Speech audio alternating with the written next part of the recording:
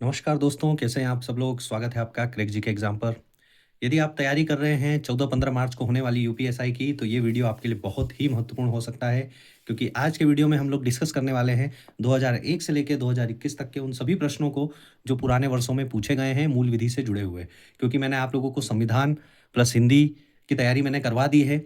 यदि आप लोगों ने वो वीडियो नहीं देखे हैं, वो फ्री ऑफ कॉस्ट जो पीडीएफ में प्रोवाइड कर रहा हूँ टेलीग्राम पे, आपने नहीं पाए हैं तो आप जाके टेलीग्राम ज्वाइन कर लीजिए। चैनल से जुड़ के पूरे वीडियोस देखिए, आप लोगों की एकदम तैयारी हो जाएगी। क्योंकि यूपीएसआई की 2021 वाला पेपर मैंने दिया था, 300 प्लस मेरे स्कोर थे। और मैं अभी प्रेजेंट टाइम में यूपी में टीचर हूँ, क्योंकि इससे पहले मैं पुलिस में ज्वाइनिंग हुआ था। ठीक है? तो देखिए, ये चीज़ें मैं आपको इसलिए बता रहा हूँ क्योंकि बहुत से मेरे जो दोस्त हैं वो भी यूपीएसआई की तैयारी कर रहे हैं। उन्होंने ही मुझे भी मोटिवेट किया था कि आप भी तैयारी करवाइए, हो सकता है कि आपके थ्रू किसी व्यक्ति का भला हो जाए। तो मैं भला नहीं करना चाहता हूँ, मैं चाहता हूँ कि अब की बार कंधे पे डबल स्टार चाहिए, जो भी मेरे दोस्त, मेरे भाई-बहन इस वीडियो को देख रहे हैं। क्योंकि आप ही लोगों के चलते मैं आप लोगों के जो डिमांड्स थे, जैसे सबसे पहले मैंने आप लोगों को हिंदी की तैयारी करवाई, उसके बाद संविधान के मैंने पूरे लूसेंट के और एम लक्ष्मीकांत के मेरे हैंड रिटन बने हुए नोट्स मैंने आप लोगों को प्रोवाइड किए हैं, जिसमें से डायरेक्ट क्वेश्चन फँसता है और मैंने आप लोगों को विथ प्रूफ दिखाया है। उसी तरीके से हम लोग घटना चक्र का ये रिवीजन सीरीज़ मूल विधि का कर रहे हैं। ठीक है? इसको मैं आप लोगों को क्वेश्चन किस तरीके से पढ़ा रहा हूँ, अब मेरा ये मूल विधि अब खत्म होने वाले हैं, कई टॉपिक्स मैंने ये सब कवर करवा दिए हैं, मैक्सिमम ये सब टॉपिक कवर करा दिए हैं।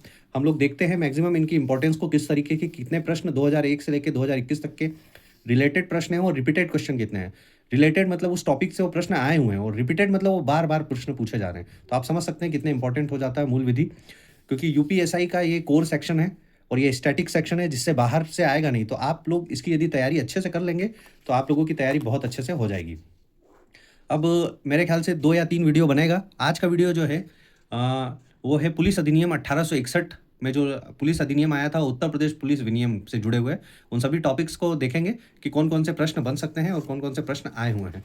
इससे पहले ये भू राजस्व वाला मैंने पूरा आपको बताया, भूमि सुधार राजस्व संहिता और भूमि अधिग्रहण से जुड़े हुए प्रश्नों को। आप लोग पूरा-पूरा यातायात वाला सेक्शन पूरा आप देखिए, आपको बहुत फ़ायदा मिलेगा, विश्वास मानिए। आप लोग जब प्रैक्टिस सेट लगाएँगे, तो आप लोगों को इम्पोर्टेंस समझ में आएगी कि ये वीडियोज़ भले ही दिखने में मैं बहुत ज़्यादा वो नहीं दिखाता हूँ कि ये आ जाए, चाहे वो आ जाए, आप खुद लगाएँगे, आप खुद जान जाएँगे। ठीक है? तो आइए स्टार्ट करते हैं हम लोग। पुलिस अधिनियम 1861 और उत्तर प्रदेश पुलिस विनियम से जुड़े हुए प्रश्न। पुलिस अधिनियम 1861 की किस धारा के तहत पुलिस बल के सदस्यों के विरुद्ध अनुशासनिक कार्यवाही की जा सकती है? तो ये है धारा 7। ठीक है? इसमें पूरा का पूरा पावर है, जो आपके ऊपर अधिकारी हैं, वो आपके ऊपर यदि आप कोई अनुशासन तोड़ते हैं, तो उसके अनुसार आपके ऊपर कार्यवाही की जा सकती है।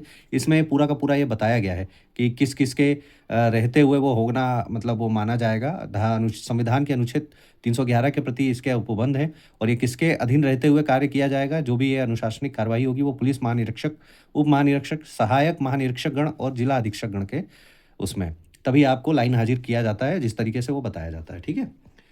पुलिस अधिनियम 1861 के अंतर्गत जो व्यक्ति भर्ती किए जाते हैं, वो कहे जाते हैं क्या? तो पुलिस आरक्षी कहा जाता है। ठीक है? ये बहुत ही सिंपल क्वेश्चन है।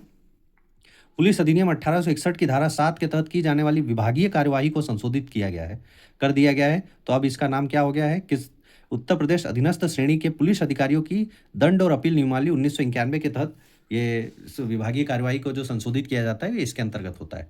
देखिए, सेक्शन जो मूल विधि का है, भले ही ये मेरे ख्याल से ये इससे जुड़े हुए 2 या 3 ही प्रश्न आएँगे, परंतु ये है कि ये एकदम आप जब पुलिस की ड्यूटी में आ जाएँगे, या जो भी व्यक्ति मेरे जुड़े हुए इस चैनल से हैं और वो लोग पहले से ही सिपाही हैं, कांस्टेबल पद पे कार्यरत हैं, वो लोग आधे ज़्यादा ये सब चीज़ों को जान रहे हैं। तो आप नॉर्मली तरीके से भी जानिए, और यदि क्वेश्चन आ रहा है तब तो बहुत ही इम्पोर्टेंट हो जाएगा ये वीडियो, ठीक है? वैसे भी ये इम्पोर्टेंट है, इसको आप स्किप मत करिएगा। मतलब मेरा कहने का सेंस है कि इससे पहले मैंने जितने वीडियोज़ बनाए हैं, उससे इसका वेटेज थोड़ा-सा कम ही है, परंतु इसका मतलब ये नहीं है कि इससे जुड़े हुए प्रश्न नहीं आते, ठीक है? पुलिस अधिनियम 1861 की धारा के तहत पुलिस अधिकारी बिना इजाज़त या 2 मास की सूचना के पद त्याग नहीं कर सकता है, ये धारा 9 के अंतर्गत कहा गया है, ठीक है? तो इसमें या तो आप बिना इजाज़त या मैक्सिमम टू आपको 2 मंथ का आपको सूचना देना है, उसके बाद ही आप पद त्याग कर सकते हैं, तो ये धारा 9 के तहत है। अराजपत्रित श्रेणी के पुलिसकर्मी द्वारा अनुमोदित सामग्रियों, रंगों, बनावट तथा किस्म की वर्दी पहनेंगे, तो ये पुलिस महानिदेशक द्वारा ये कहा गया है, ठीक है? पुलिस एक्ट 1861 जो पुलिस अधिनियम है, कि धारा 31 में क्या है, कहा गया है कि सार्वजनिक सड़कों स्थानों पर व्यवस्था बनाए रखने का दायित्व तो पुलिस का होगा। ठीक है? तो ये जो है सड़कों पे आप लोग देखते हैं यातायात पुलिस भी रहता है और हमारे जो नागरिक पुलिस हैं ये भी लोग रहते हैं। तो इसमें कई लोग ये बात कहते हैं कि कई वीडियोज़ मैंने यूट्यूब पे देखा है कि आप इंस्पेक्टर जो होते हैं उनको आप रोक सकते हैं, परंतु ये गलत है। ठीक है? ये धारा 31 के तहत ये उनको पावर दिया गया है कि वो ये सार्वजनिक सड़कों पे और व्यवस्था बनाए रखने के लिए वो हो सकते हैं। पुलिस रेगुलेशन के प्रस्तर 58 के तहत आउटपोस्ट का प्रभारी हेड कांस्टेबल क्या कर सकता है? तो मृतक का पंचायतनामा तभी कर सकता है जबकि पुलिस जिला प्रभारी द्वारा उसे विशेष रूप से प्राधिकृत किया गया हो। मतलब उसका अपॉइंटमेंट ही उस लिए हुआ हो, तभी हेड कांस्टेबल उसका पंचायतनामा कर सकता है या पंचनामा उसका कर सकता है। ठीक है? आर्म्ड पुलिस आर्म्ड पुलिस का मूलतः दायित्व तो क्या है? तो सरकारी खजाने, बंदियों को एस्कॉर्ट, सरकारी संपत्ति, क्वार्टर गार्ड की सुरक्षा, खतरनाक अपराधियों का पीछा कर उन्हें पकड़ने की ये उनका कार्य है। ग्रामीण पुलिस जो होते हैं उनको ग्राम चौकीदार भी कहते हैं। राजपत्रित अधिकारी माल खाने का निरीक्षण निर्धारित रजिस्टरों की जांच पड़ताल कर उन पर हस्ताक्षर अवधि के अंतराल पर करेगा। तो तिमाही पे वो उसका बार बार चेक करेगा और रजिस्टरों को जांच करके उस पर हस्ताक्षर करता है। अतिरिक्त पुलिस की नियुक्ति का उपबंध पुलिस रेगुलेशन के किस पैरा में वर्णित है? तो पैरा 207 में। आपको एक्स्ट्रा यदि पुलिसकर्मी चाहिए तो इसके अंतर्गत आप इस पैरा के तहत आप उनका डिमांड कर सकते हैं। पुलिस रेगुलेशन के पैरा 223 के अनुसार ग्राम अपराध नोट बुक के भाग 1, 2 और 3 में इंद्राज है, मतलब इंटर्ड है पहले से ही। तो अफसर दोयम करके एक ये वर्ड है जो पहले से ही इंटर्ड है उसमें, मतलब नोटेड है। ग्राम अपराध नोटबुक के भाग 1 में विवरण अंकित किए जाते हैं। तो गांव की जनसंख्या, ग्राम के प्रमुख व्यक्तिगण और ग्राम के प्रमुख सजा पाए हुए व्यक्ति। तो यहाँ पर जो ग्राम अपराध नोटबुक है उसमें गांव की जनसंख्या और गांव के प्रमुख व्यक्तिगण जिनको लेके आप जैसे, क्योंकि जो सम्मानित व्यक्ति है ग्राम का उसकी भी बात वहाँ पर मायने रखती है, तो इसलिए गांव की जनसंख्या और ग्राम के प्रमुख जो व्यक्तिगण हैं इनके अंकित उसमें रहता है ग्राम अपराध नोटबुक में। जो हिस्ट्री शीटर हैं उनका समावेश होता है भाग 5 में ग्राम अपराध नोटबुक में। ठीक है? भाग 5 में होता है। तारांकित ए क्लास हिस्ट्री शीटर की निगरानी कम से कम में बंद की जाती है। तो मृत्यु के बाद ही उसकी निगरानी बंद की जाती है, तब तक उसके ऊपर निगरानी रहेगी हिस्ट्री शीटर जो भी रहेंगे। ए क्लास के जो हिस्ट्री सीटर की निगरानी है उसकी अवधि क्या है? तो कम से कम लगातार 2 वर्ष उसको वॉच किया जाएगा। यदि उसने कोई क्राइम किया है, हिस्ट्री सीटर रह चुका है, उसके बाद भी उसके ऊपर उसको कहीं भी आपने देखा होगा मूवीज़ में कहते हैं कि आपको स्टेशन छोड़ के जाना नहीं है, आपको ये ज़िले के बाहर नहीं जाना है, तो उसके ऊपर वो बंदिश रहती है कि आपको यहीं रहना है, आप कहीं जा नहीं सकते। हिस्ट्री शीट बंद करने के बाद कार्यवाही की जाती है, तो केवल निगरानी करना और तत्संबंधी अंकन बंद कर दी जाती है। ठीक है? जीडी सीडी के प्रत्येक पृष्ठ पे कार्यालय की मुहर लगी होती है, तो पुलिस अधीक्षक की मुहर लगी होती है। ग्राम चौकीदारी की नियुक्ति करने के सक्षम अधिकारी कौन है? तो जिला अधिकारी है। उत्तर प्रदेश पुलिस रेगुलेशन के पैरा 322 के अधीन जन्म मृत्यु की सूचना देने की कर्तव्य अधिरोपित किया गया है। किसके ऊपर? तो जो ग्राम चौकीदार है इस पोस्ट को, ये भी आप जन्म मृत्यु की सूचना आप देने का उनका भी पावर रहता है। पुलिस रेगुलेशन के प्रस्तर में ड्यूटी पर नशे में रहना अथवा नशे का सेवन प्रतिबंधित किया गया है। तो ये किस धारा के तहत? तो उसमें जो कहा गया है ये 373 धारा ए के तहत। ठीक है? ये बात ध्यान रखिएगा। ठीक है? देखिए आपने यदि मेरा संविधान वाला वीडियो नहीं देखा है तो आप संविधान वाला वीडियो देखिए, आपको समझ में आएगा कि कौन-कौन से जो ऐसे आर्टिकल्स थे जिसमें जहाँ पर पुलिस और नीति निर्देशक तत्वों में, मूल कर्तव्यों में हमको जो राज्य सेवा के जुड़े हुए व्यक्ति हैं उनकी भी ज़रूरत पड़ती है। संविधान को मैंने बहुत डिटेल वे में आप लोगों के लिए मैंने वीडियो बनाए हैं और नोट्स आपको दिए हैं, क्योंकि उन्हीं नोट्स की एक पढ़ के मैं यूपी पीसीएस में भी एग्ज़ाम में सम्मिलित हुआ हूँ, नॉर्मल वनडे एग्ज़ामों में भी बनाए, क्योंकि वो पिछले मेरे 3-4 साल की मेहनत है। और यदि वो आपको मिल रहा है तो आप उसको यदि पढ़ेंगे तब एकदम उसकी डेप्थ को आप समझ जाएँगे कि कितना इसमें मेहनत लगी हुई है। यदि वो मिल रहा है तो उसकी थोड़ी-सी वैल्यू करके आप पढ़िए, आपको बहुत फ़ायदा मिलेगा। उत्तर प्रदेश में पुलिस उपाधीक्षक की भर्ती हेतु परीक्षा व साक्षात्कार इंटरव्यू किसके द्वारा किया जाता है? तो उत्तर प्रदेश लोक सेवा आयोग द्वारा होता है। पुलिस उपाधीक्षक समझ सकते हैं आप, ठीक है? जो हमारे एसपी डीएसपी हुए वो यूपी पीसीएस के थ्रू ही होते हैं। ठीक है? उत्तर प्रदेश रेलवे पुलिस के कुल अनुभाग कितने हैं? तो 6 अनुभाग हैं। गार्ड कमांडर की ड्यूटी के दौरान संतरियों को नियुक्त करने, उनके देखभाल करने, उनको परिवर्तन करने के लिए उत्तरदायी कितने घंटे का कार्य होता है? तो 8 घंटे। देखिए संतरी मतलब जो उस पूरे के पूरे पोस्ट की निगरानी करते हैं उनको संतरी कहा जाता है। ठीक है? तो उनकी नियुक्ति करना, उनके देखभाल, उनको चेंज अप करना है, क्योंकि 8 ही घंटे की ड्यूटी है, 24 घंटे में 3 संतरी कंटिन्यू 8-8 घंटे की शिफ्ट को कवर करते हैं। ठीक है? न्यायालय के आदेशों को लंबित रहने की स्थिति में पशुधन सौंप दिए जाते हैं किसको? तो कांजी हाउस को। ये बात ध्यान रखिएगा। ठीक है? इस तरीके से आप समझ सकते हैं कि जो पुलिस अधिनियम है वो भी कोई नॉर्मल नहीं है। लोग कहते हैं कि नहीं अरे बहुत बहुत भोकाल की जॉब है। तो भोकाल तो है ही सही, परंतु भाई लोग कार्य भी करना पड़ता है, बहुत ज़िम्मेदारियाँ हो जाती हैं उसमें, ठीक है? अब तहसील गार्ड की संख्या होगी 1 कांस्टेबल और 4, एक हेड कांस्टेबल की और 4 कांस्टेबल की, ठीक है? तहसील गार्ड की वहाँ पे ज़रूरत रहती है। निरीक्षण पुस्तक हिंदी, जिसमें फॉर्म संख्या 35 रहता है, उसको सुरक्षित करने की अवधि कितनी है? तो 5 वर्ष तक उसको आपको एकदम उसको निगरानी में रखना है, कहीं भी उसको ऐसे सेफ ज़ोन में रखना है, ठीक है? मृत्यु समीक्षा रिपोर्ट व शव परीक्षण रिपोर्ट में विरोधाभास हो, तो शव परीक्षण रिपोर्ट की अभिव्यक्ति को लाभ मिल रहा, तो शव परीक्षण रिपोर्ट स्वीकार की जाएगी, मृत्यु समीक्षा रिपोर्ट अस्वीकार कर दी जाएगी। इस बात को आप समझ सकते होंगे, जैसे आप लोगों ने मूवीज़ में भी देखा होगा और डेली लाइफ़ में भी किसी के साथ इंसिडेंट किसी के गाँव-वाँव में हुआ होगा तो देखा होगा।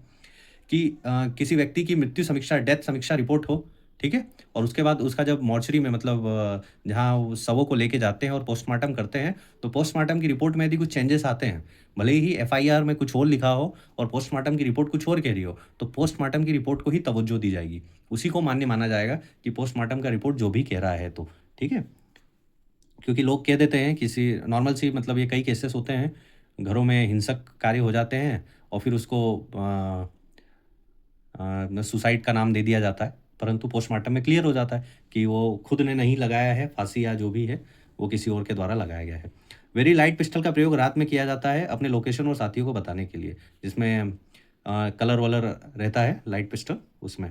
उत्तर प्रदेश अधीनस्थ श्रेणी के पुलिस अधिकारियों की नियमावली 1991 के अनुसार लघु शास्तियाँ, जो माइनर पनिशमेंट होती है, वो क्या होती है? तो 1 मास के वेतन से अनधिक आर्थिक दंड या वेतन वृद्धि को रोकना और प्रोन्नति। अब यदि कोई पुलिस अधिकारी है वो 1991 के जो अनुसार है, उसके नियमावली को वो अनुशासनहीनता करता है या कोई भी उसमें कार्य इस तरीके का कर रहा है जो उसके कार्यशैली को प्रभावित करती है, उसके अधिकार क्षेत्र में नहीं है, तो उसे माइनर पनिशमेंट दिया जाता है और उसमें उसका प्रमोशन रोक दिया जाएगा, उसका वेतन वृद्धि होगा, जो उन लोगों का प्रमोशन होता है, उसको रोक दिया जाएगा और जो सैलरी इंक्रीमेंट होता है, उसको रोक देते हैं और फिर आर्थिक दंड भी दिया जा सकता है। उत्तर प्रदेश अधीनस्थ श्रेणी के पुलिस अधिकारियों की नियमावली 1991 के प्रस्तर 4 में उल्लेखित दंड अधिकारी क्या दे सकता है? कौन-कौन उसको दंड दे सकता है? तो पुलिस महानिरीक्षक दे सकता है, पुलिस उप महानिरीक्षक, अपर पुलिस महानिदेशक दे सकता है उसको दंड, ठीक है? उत्तर प्रदेश गिरोहबंद समाज विरोधी क्रियाकलाप अधिनियम 1986 की धारा 3 के तहत अधिकतम दंड की व्यवस्था क्या है? तो 10 वर्ष है। उत्तर प्रदेश गिरोहबंद और समाज विरोधी क्रियाकलाप अधिनियम 1986 के साक्ष्य के नियम क्या है? विशेष नियम धारा 4 के अंतर्गत है। यदि ए ने बिना लाइसेंस प्राप्त किए एक 12 बोर बंदूक की नाल को काटकर छोटा कर दिया, जिससे आसानी से छिपा कर ले जाया जा सके, तो जो ए है, ए ने आर्म्स एक्ट की धारा में वर्णित प्रावधानों का उल्लंघन किया है, तो किस धारा का? तो धारा 6 के तहत। अब जैसे बड़े बोर की कोई आप समझ गए होंगे कि बड़े बोर की हो जिसमें 12 बोर की बंदूक का नाल हो, उसको कट कर दिया है आगे से, तो वो छोटी हो गई, अब उसको कहीं भी घुमा के ले जा सकता है वो, अपने पैंट वैंट में डाल के या साइड में उसको छुपा के। तो उस तरीके से वो धारा 6 के अंतर्गत वो आर्म्स एक्ट का उल्लंघन है।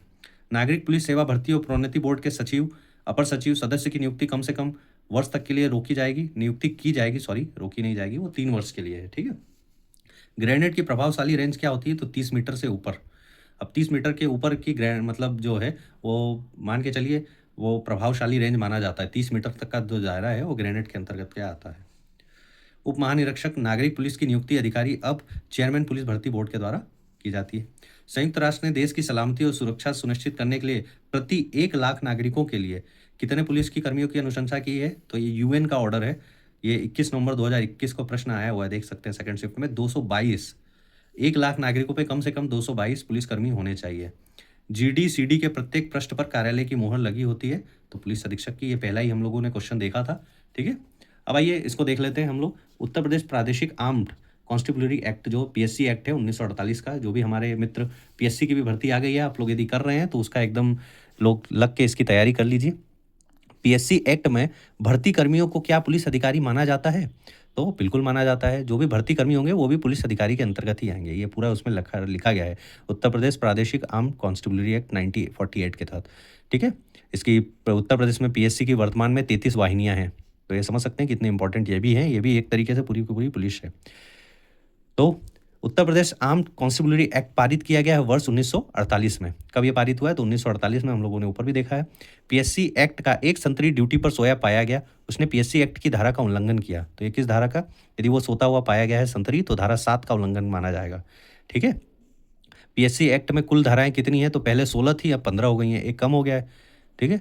पीएससी तो आपको 15 ही याद करना है। अब ये नहीं ये पूछा जाएगा कि यदि पहले कितनी थी तो 16 थी, अभी तो परंतु 15 ही हैं। पीएससी तथा पुलिस के कर्मचारियों की आकस्मिक अवकाश 1 कैलेंडर वर्ष की अवधि का होगा तो 30 दिन का। आकस्मिक मतलब कैजुअल लीव, जो अर्जेंट में आ जाता है उसको आकस्मिक अवकाश बोलते हैं, उसको 30 दिन का कैजुअल लीव मिल सकता है, ठीक है? तो देखिए, ये पूरे के पूरे जो टॉपिक्स थे ये बहुत ही इंपॉर्टेंट थे, ठीक है? आने वाले वीडियोज़ में हम लोग विविध को जितना भी अब बच गया है वो टॉपिक हम विविध में कवर करेंगे।